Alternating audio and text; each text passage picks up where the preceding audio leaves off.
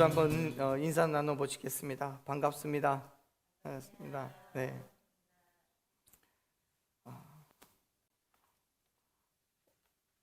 예배가 끝날 즈음에 우리 이제 청소년부 이제 성년을 맞이하는 친구에게 성년식을 진행을 할 건데요. 그 시간 중에 삼가례라는 그 시간이 있습니다. 전통적인 성년식의 순서인데요. 그때에 성인으로서 생활하는 데 필요한 교훈을 가르치는 그런 시간으로 되어 있습니다. 그때 오늘 우리가 나누는 말씀을 대신하려고 합니다. 지금은 학교에서 가정환경 조사 같은 건 하지 않아요. 하면 큰일 납니다. 내 아이들을 가정환경으로 줄 세운다고 해서 모두가 다 반대하는, 별 좋아하지 않는 그런 일입니다. 그런데 저 어릴 때만 하더라도 매년 했었습니다.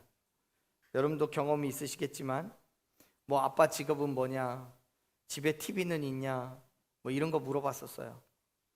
저는 시골에 살았기 때문에 아파트 같은 것도 있지도 않았고요. 집이 높아봐야 2층이었습니다. 뭐 3층짜리도 없었어요. 그래서 동네에서 가장 높은 게 뭐였냐면 교회 종탑이었습니다. 그런 시대에, 그런 시절에 학교에서 선생님이 가정환경을 조사를 해요. 집에 TV 있는 사람 손들어라, 뭐 전축 있는 사람 손들어라, 이렇게 물어요. 그리고 또 손 들면 또 그 아이들에게 집에 몇 대 있냐, 뭐 TV 몇 대 있니, 전축 몇 대 있니, 이런 거 묻습니다. 그러다가 선생님이 질문을 하셨어요. 집에 피아노 있는 사람 손들어. 그런데 제가 손 들었거든요. 몇 명이 같이 손을 들었는데 다 묻습니다. 너희 집에 몇 대 있니? 한 대요. 너희 집에 몇 대 있니? 한 대요. 제 차례가 됐는데 저한테 몇 대 있냐고 물으셔서 제가 3대요 그랬거든요. 반 아이들이 전부 와 하고 난리가 났습니다.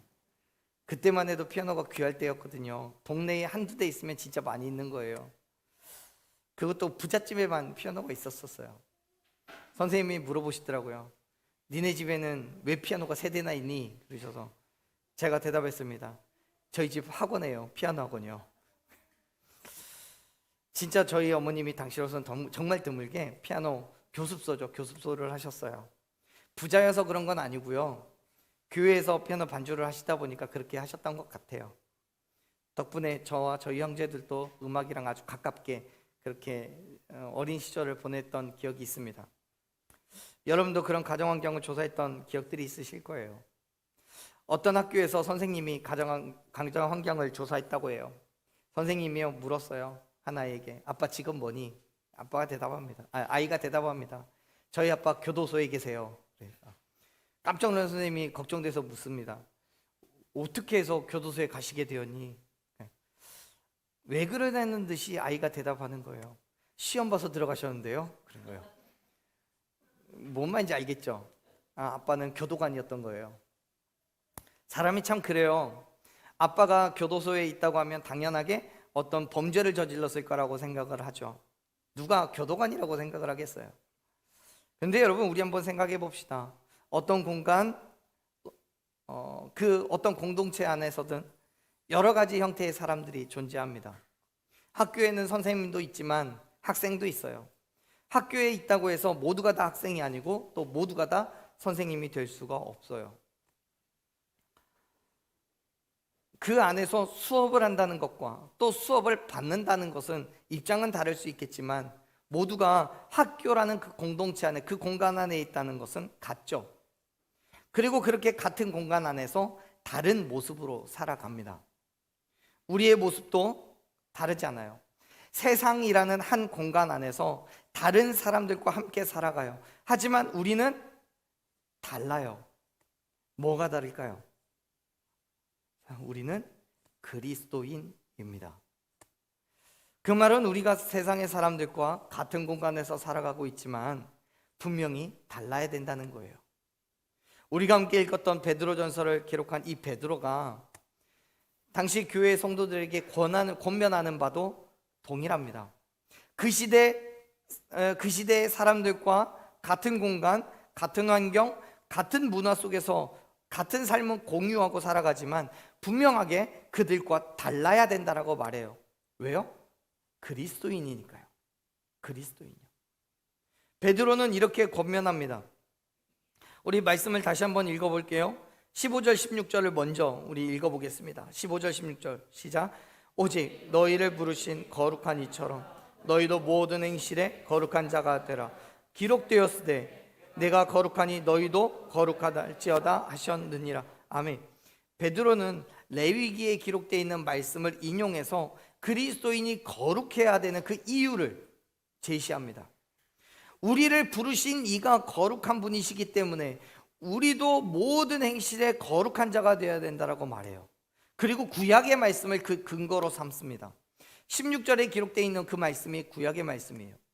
이 말씀은 16절의 말씀은 레위기의 11장 44절 또 19장 2절 20장 7절에 기록되어 있는데 그 말씀을 보면 하나님께서 이스라엘 백성들에게 거룩함을 가르치시고 요구하시는 내용으로 동일합니다. 먼저 우리 한번 읽었던 말씀 베드로전서를 잠깐 갈라놓으시고 레위기 말씀을 한번 찾아볼게요. 레위기 11장 44절 45절 말씀입니다. 레위기 11장 44절 45절 말씀 한번 같이 읽어보겠습니다. 읽습니다.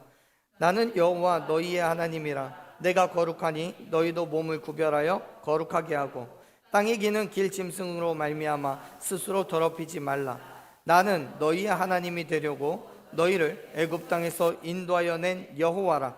내가 거룩하니 너희도 거룩할지어다. 아멘.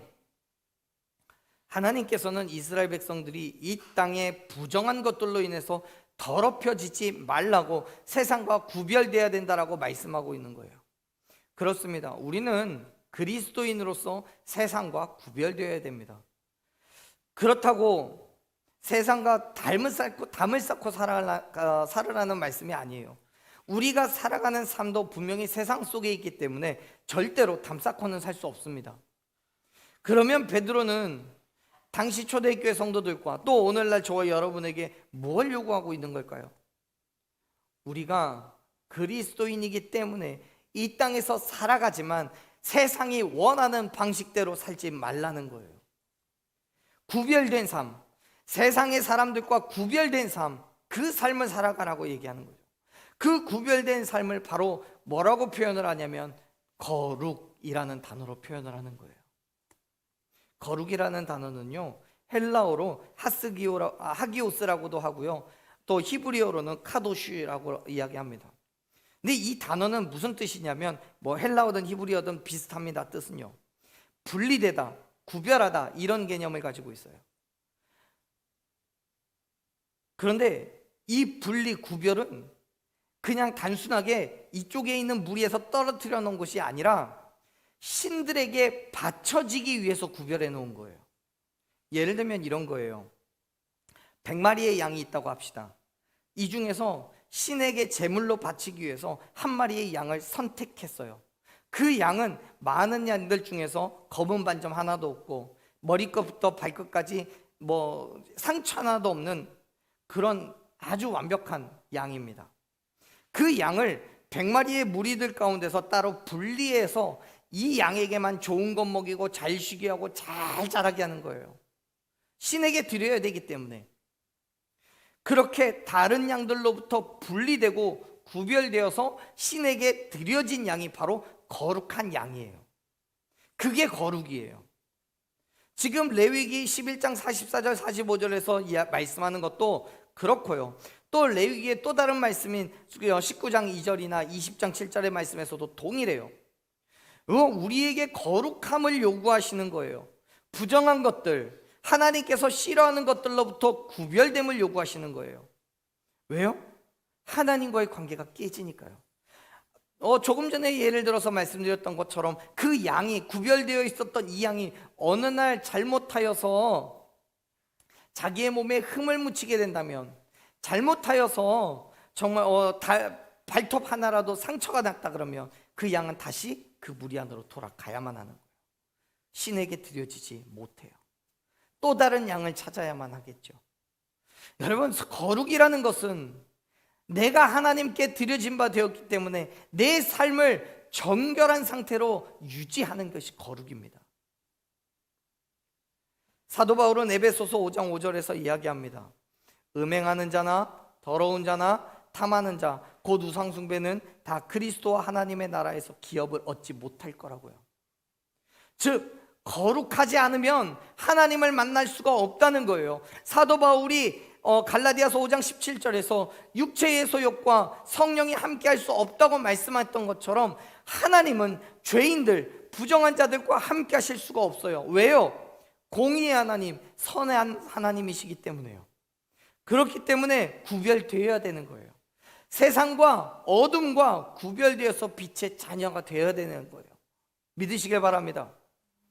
우리가 하나님과 교제하기 위해서 구별해야 될 것, 부정한 것, 하나님이 싫어하시는 것은 19장 2절이나 레위기 19장 2절이나 20장 7절의 말씀의 배경에 분명하게 기록되어 있어요.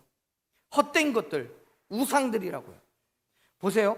19장 4절을 보면 헛된 것들로 향하지 말고 신상을 부어 만들지 말라고 얘기를 해요. 20장 5절부터 6절까지 말씀을 보면요, 우상을 섬기는 사람, 접신한 자와 박수무당을 음란하게 따르는 자들로부터 구별되라고 얘기해요. 세상에 많은 사람들이 그렇게 우상을 섬기고 그렇게 박수무당을 따라가고 접신한 자를 섬길 때에 너희는 그렇게 하지 말라는 거예요. 왜? 너희는 하나님의 백성, 내 백성이기 때문에요. 믿으십니까? 사랑하는 여러분, 하나님께서 말씀하시는 그 거룩함은 세상의 어둠으로부터의 완전한 구별이에요. 왜요? 우리가 하나님께 드려진 바 되었기 때문에요. 양들의 무리에서 신을 위한 양을 구별해내었듯이 저와 여러분을 세상 가운데서 구별하여 하나님을 위한 삶을 살게 하셨음을 믿으시길 바랍니다. 그렇기 때문에 거룩하십시오. 세상과 구별된 삶을 살아가십시오. 그리고 그리스도인이기 때문에 누구보다도 그 거룩한 삶을 결단하고 살아가는 저와 여러분이 되기를 간절히 축원합니다. 물론 그 거룩함을 유지하는 거요, 쉽지 않아요. 내 몸에 상처 하나도 나지 않게, 뭐 육체적으로 보이는 상처 말하는 거 아니에요. 내 영의 상처를 입히는 것이, 입지 않는 것이 쉬운 일이 아니에요. 아니, 쉽지 않은 정도가 아니라 상상할 수 없을 만큼 어렵습니다. 그래서 베드로는 뭐라고 합니까? 13절 말씀 보세요. 우리가 같이 읽었던 베드로전서 1장 13절 말씀입니다. 우리 같이 한번 읽어보겠습니다. 그러므로 너희 마음의 허리를 동이고 근신하여 예수 그리스도께서 나타나실 때에 너희에게 가져다 주실 은혜를 온전히 바랄지어다. 아멘. 우리 성경에는 동이다, 마음의 허리를 동이다 라고 번역된 이 헬라어 단어가 어디론가 출발하기 위해서 의복의 허리를 단단히 조이고 단단히 태세를 취하다, 이런 의미를 가지고 있습니다.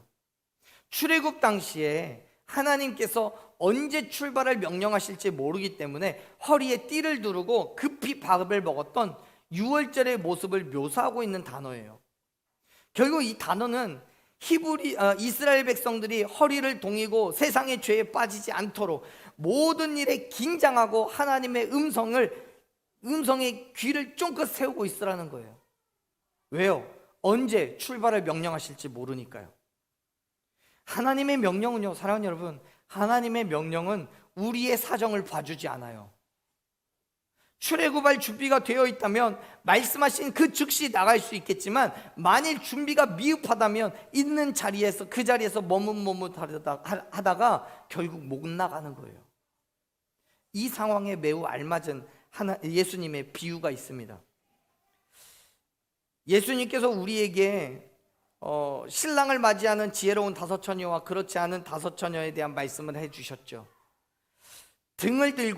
기름등을 들고 신랑을 기다리는 10명의 처녀가 있었습니다. 그 중에 5명은 그 등에 기름이 가득 담아두고 있었지만, 남은 5명은 신랑이 온다고 할 때 준비하면 된다고 생각을 하고 그냥 있었어요. 그렇게 때를 기다리던 중에 너무도 갑작스럽게 처녀들에게 신랑을 맞으러 하러 나오라는 소식이 전해집니다. 기름의 등을 준비해놨던 처녀들은 그 즉시 신랑을 맞이하러 나가지만 기름이 없어서 불이 꺼질 것 같은 그 처녀들은 기름을 사러 급하게 나갑니다. 그 사이에 신랑은 기름을 준비해놨던 처녀들만 데리고 혼인잔치에 들어가 버리고 말죠. 지금 베드로는 이렇게 말하는 거예요. 준비하라고요. 힘들고 어렵지만 예수님께서 오실 그때를 준비하라고요. 13절 마지막에 말씀하잖아요. 우리에게 가져다 주실 은혜를 온전히 바라라고요. 우리에게 주실 그 은혜가 바로 예수 그리스도인 거예요. 사랑하는 여러분, 거룩함은 예수님께서 다시 오실 때를 기다리며 나를 준비하는 것임을 믿으시길 바랍니다. 하나님의 말씀에 즉각적으로 반응할 수 있도록 내 삶을 준비하는 삶인 거예요. 예수님께서 이 땅에 다시 오셔서 저와 여러분을 부르실 때 즉각적으로 나아갈 수 있도록 우리의 모든 행실을 거룩하게 하십시오. 그게 그리스도인인 거예요. 믿지 않는 사람들과 같이 세상 속에서 살아가지만 그들과 구별되어서 준비된 삶의 태도로 나아가는 것, 그게 그리스도인인 거예요. 그렇게 거룩한 삶으로 살아가는 저와 여러분 되기를 간절히 축원합니다. 그런데 말씀은 거기에서 더 나아가서 한 가지를 더 이야기합니다. 근신하다라고요. 헬라어로 이 근신하다라는 말은요, 술 취하지 않고 정신 차리다라는 의미를 가지고 있어요. 지금 베드로는 우리가 하나님의 거룩함을 유지하기 위해서 너무도 힘들고 어렵지만 그럼에도 불구하고 정신 차리고 긴장해서 하나님의 음성을 들어야 된다라고 말씀하고 있는 거예요. 사랑하는 여러분, 그리스도인 된 저와 여러분이 살아내야 할 그 거룩한 삶은요, 결코 쉬운 삶이 아니에요. 너무도 어렵고 힘든 삶입니다. 왜요? 세상 속에서 세상의 가치관을 가진 사람들과 세상의 방법대로 살아야 되니까요. 그럼에도 불구하고 우리가 그리스도인의 삶을 결단해야 되는 이유는 우리가 그 안에서 예수 그리스도를 만나야 되기 때문에 그래요. 그리스도인으로서 하나님의 거룩함을 따르는 거룩한 백성이 되기 위해서 세상의 삶과 구별되어야 되는 거예요. 그럴 때마다 우리는 세상에서 포기할 것들이 생깁니다. 그래서 베드로는 이렇게 얘기를 해요. 14절 말씀 같이 읽어볼게요. 14절, 너희가 순종하는 자식처럼 전에 알지 못할 때에 따르던 너희 사욕을 본받지 말고. 아멘. 지금 베드로는요, 초대교회 성도들과 오늘날 저와 여러분에게 동일하게 말씀합니다. 우리가 그리스도인이 되었다면 이전의 삶의 모습을 완전히 버리고 그리스도인 된 삶을 살아가야 된다고요. 당시의 그리스도인들은 예수님을 믿기 전에 유대인으로서 또 이방인으로서 자신들의 유익과 만족을 위한 삶을 살았습니다. 우상을 섬겼고요, 우상을 위하여서 음행하는 죄 가운데 있었습니다. 하지만 예수 그리스도의 죽으심과 부활하심을 믿음으로 말미암아 그리스도인이 된 이후에 그들은 세상의 그 죄인들이 아니라 하나님의 백성이 된 거예요. 그렇기 때문에 이전의 삶은 버리고 그리스도인 된 삶을 살아가야 하는 것이 당연한 거예요. 우리도 동일하죠. 우리도 예수님을 믿기 전에 예수 그리스도의 죽으심과 부활하심이 우리에게 확신이 되기 전에는 내 마음대로, 내 뜻대로, 내 방법대로 그렇게 살았어요. 하지만 예수님이 나를 위해서 죽으셨고 부활하셨다는 사실을 믿음으로 말미암아 하나님의 자녀가 되었다면 그 이후로부터는 우리는 내 생각은 버려야죠. 내 뜻, 내 자아는 내려놔야죠. 하나님의 방법대로, 하나님의 뜻대로 살아가야 함을 믿으시길 바랍니다. 그게 그리스도인이니까요. 바울은요, 에베소서 4장 22절부터 24절에서 우리에게 그렇게 말씀합니다. 유혹의 욕심을 따라서 썩어져가는 구습을 따르는 옛사람을 벗어버리라고요.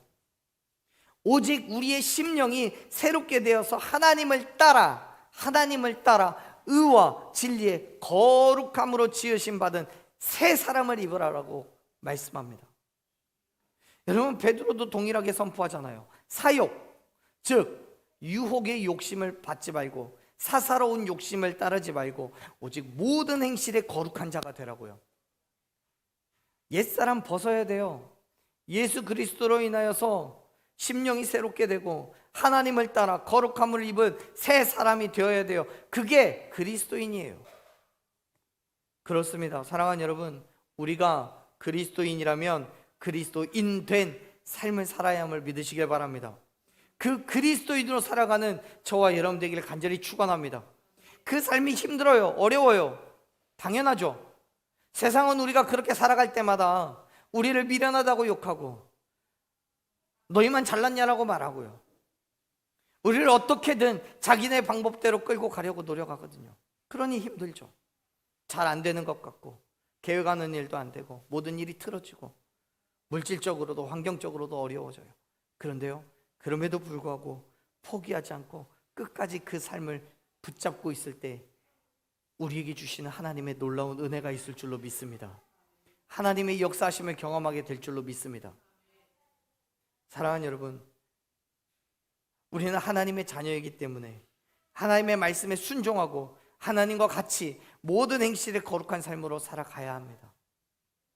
하나님의 선하심을 따라 우리의 삶을 통해서 하나님의 선하심이 드러나야 하는 거예요. 그렇다면 여러분, 지금까지 우리의 삶은 어떤 모습이었습니까? 하나님의 말씀에 적극적으로 순종하는 삶입니까? 아니면 여전히 세상에 썩어져가는 구습을 따르는 그런 삶이었습니까? 지금 베드로는 우리가 예수님을 알지 못했을 때 따랐던 그 욕망, 나의 자랑, 나의 명예와 권력 같은 것들을 이제는 본받지 말라고 말씀합니다. 왜요? 하나님의 심판은 세상이 추구하는 모습으로 심판이 되어지는 것이 아니기 때문에요. 17절 말씀 보면 말씀하죠. 17절 읽어볼까요? 같이 읽습니다. 외모로 보시지 않고 각 사람의 행위한 대로 심판하시는 이를 너희가 아버지라 부른즉 너희가 나그네로 있을 때를 두려움으로 지내라. 아멘. 베드로는 우리에게 나그네로 있을 때를 두려워하라고 얘기합니다. 지금 이게 뭐냐면, 나그네는 그리스도인으로서 세상에서 살아간 삶을 말해요. 천국 백성인데, 우리는 예수님을 믿고 천국의 백성이 됐는데 여전히 이 땅에 살아가고 있잖아요. 근데 여기는 우리의 나라가 아니에요. 우리는 어디 나라 사람이에요?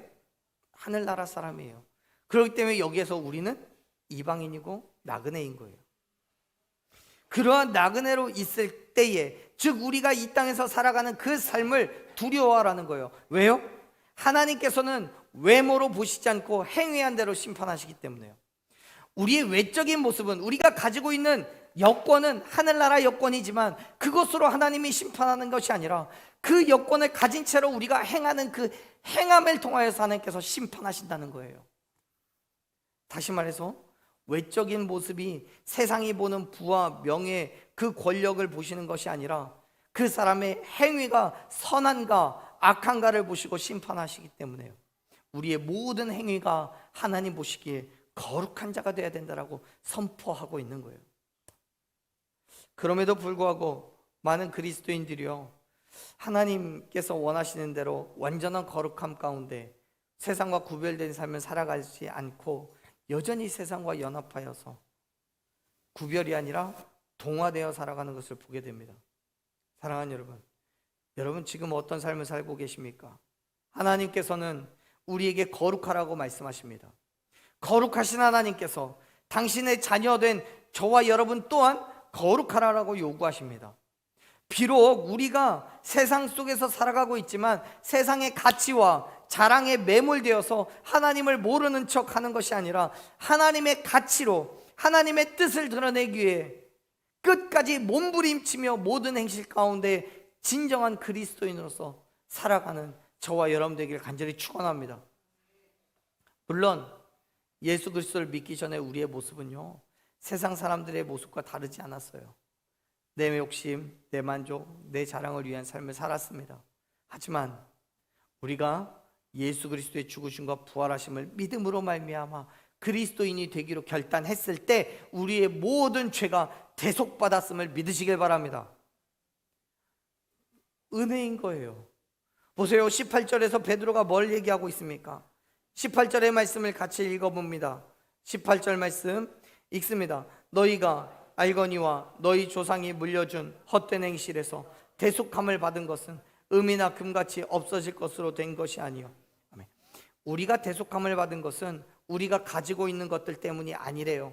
부와 명예와 권력과 지식과 경험으로 우리가 대속함을 받은 게 아니에요. 전통적인 믿음의 행함으로 대속함을 받은 게 아니에요.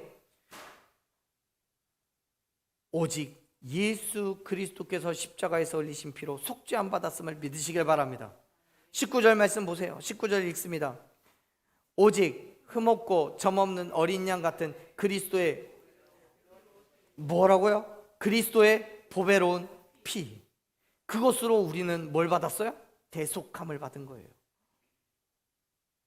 사랑하는 여러분, 하나님께서는 저와 여러분의 삶을 위하여서 큰 값을 치르셨습니다. 저와 여러분의 구원은요, 하나님께서 우리를 위하여 이 땅에 보내주신 예수 그리스도의 죽으심과 부활하심으로 말미암아 완성되었음을 믿으시길 바랍니다. 그리고 그 믿음의 행함으로 나아가는 삶이 곧 거룩한 삶이라는 것을 기억하시기를 바랍니다. 베드로는요, 하나님께서 우리에게 보여주신 그 놀라우신 은혜에 대해서 이렇게 설명합니다. 20절 말씀 읽어보겠습니다. 읽습니다. 그는 창세전부터 미리 알림 받으신 이나 이 말세에 너희를 위하여 나타내신 바 되었으니 21절 너희는 그를 죽은 자 가운데서 살리시고 영광을 주신 하나님을 그리스도로 말미암아 믿는 자니 너희 믿음과 소망이 하나님께 있게 하셨느니라. 아멘. 결국 하나님께서 우리에게 거룩하라고 말씀하시는 그 이유는 우리가 예수 그리스도로 인해서 거듭난 존재로 거룩한 삶을 유지해야 되기 때문에 그렇습니다.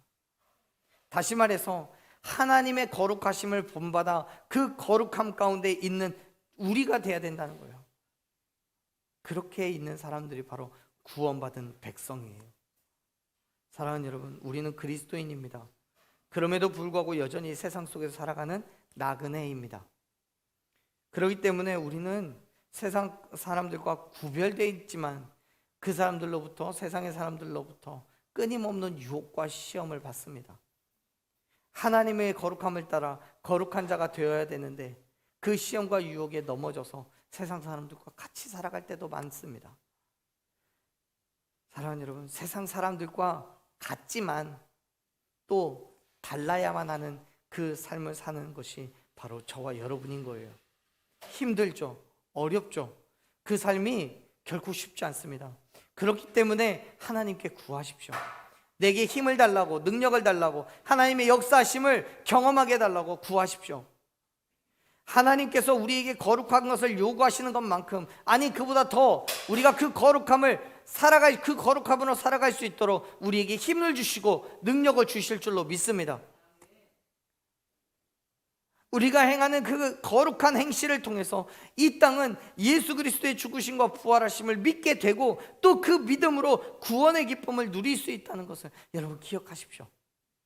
물론 여기에서의 거룩은 세상과 구별된 삶이기 때문에 모든 것을 포함하는 거예요.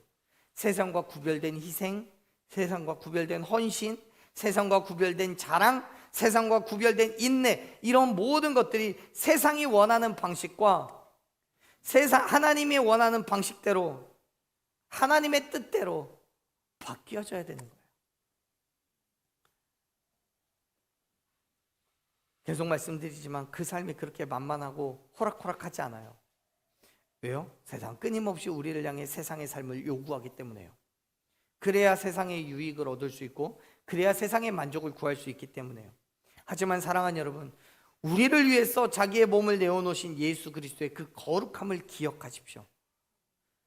하나님께서 예수 그리스도를 죽음에서 부활하게 하신 그 일로 말미암아 우리에게 믿음과 소망을 하나님께 두게 했다라고 베드로는 말씀하고 있습니다.